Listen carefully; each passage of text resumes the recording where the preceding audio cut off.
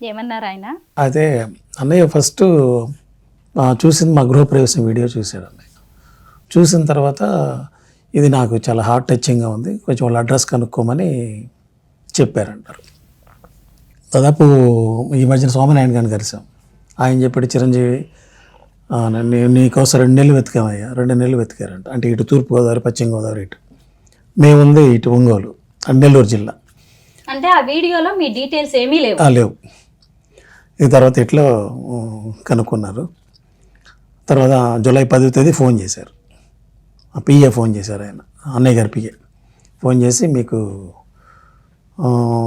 అన్నయ్య బట్టలు పంపమన్నారు. బట్టలు కాదు సార్, ఇట్లా నేను రీల్స్ స్టార్ట్ చేసింది అన్నయ్యని కలవాలని, మా మిస్సెస్ తను చనిపోయేలోపు అన్నయ్యని చూడాలని కోరిక సార్, అందువల్ల నేను ఈ రీల్స్ స్టార్ట్ చేశాను అని చెప్పగలే. ఆయన సరే మీకు 6ంటికి కాల్ చేస్తా అన్నాడు. 6ంటికి కాల్ చేశారు.